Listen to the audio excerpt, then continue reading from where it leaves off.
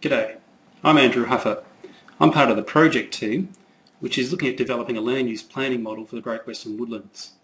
We want to use this short presentation to introduce you to the project and what you can expect from it. My role will be to help with the community consultation and engagement process. So you'll be hearing from me soon to get your views on the land uses for the Great Western Woodlands. G'day, my name is Andrew Del Marco. I'm the co-consultant working on the Great Western Woodlands Land Use Planning Model project. My role is to provide the technical support and analysis and to largely write the report with Andrew. We're doing a lot of the liaison and project management as well and working with some of the key people in the working group. I look forward to meeting you over the course of the project. So let's give you an overview of the project. Since early 2010, a number of stakeholders in the region, representing a broad range of interests, have been meeting to discuss how the region, and the land uses within it, could be better planned and managed to protect its outstanding environmental values. Stakeholders in the group currently represent conservation, mining, pastoral, indigenous, scientific, local government and tourism interests. Then in August 2010, a group agreed to initiate a study to develop possible land use planning models that could be used to guide how land is regarded, managed and developed in the region over the long term. Given the complexity of the task at hand, this study is planned as the first of a two-stage process. Why have a land use planning study? Well, the Great Western Woodlands is an area of 16 million hectares that is relatively intact and retains most of its ecological functionality. It is the largest intact temperate woodland remaining in the world and contains many outstanding environmental and cultural features. This includes containing 14 of Australia's 23 vegetation groups. However, let's be clear, we don't make any claim to the area being pristine. There are roads, feral animals, and 350 operating mines in the region. So maintaining the region's special environmental features while ensuring various land uses can coexist in the long term will require a new approach to planning for development and conservation. The key feature of this new approach is to think and plan at the regional scale using a framework which recognises the relative intactness of the woodlands. The study for which we have been engaged complements the recently produced biodiversity and cultural conservation strategy for the woodlands. The state government strategy provides direction for how government intends to invest in management and protection of the woodlands' environmental and cultural values. Many of you may have been consulted in the development of that strategy. Our study differs from the government strategy in that it takes a land use planning approach to the complex issues of, firstly, ongoing broad-scale environmental impact of existing threats and development. Also, it attempts to address the direct land use competition between various uses, such as mining and conservation, and it also looks at the impact of land tenure on conservation, including the presence of large areas of unallocated Crown land. These three issues were largely outside the scope of the state government strategy. Now, what is a land use plan? In its simplest terms, a land use plan can contain a number of components. Some of these may be applicable to the Great Western Woodlands, some may not.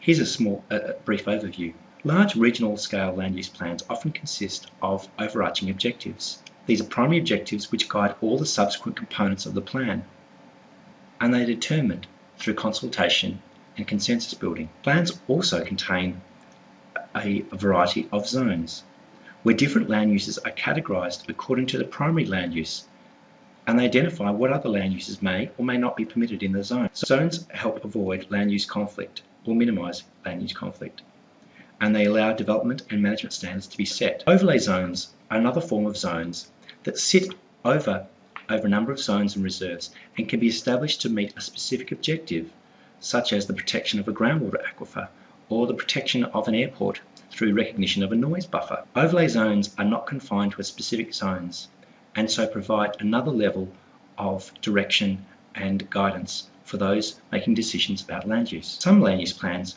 also divide a region into numerous precincts. Now, precincts allow the land use plan to be more prescriptive about the objectives that are met in different parts of the region, and they can be tailored to specific values or characteristics of the districts of the region. Finally, all land use plans contain provisions and policies, and these are the standards, processes and criteria which can sit under all components of the plan. Provisions usually indicate legally binding clauses of the plan, whilst policies are aspects which provide for greater flexibility. Numerous other components of land use plans could be singled out, but these are the main ones that we bring to your attention. Let's have a chat about the study principles now.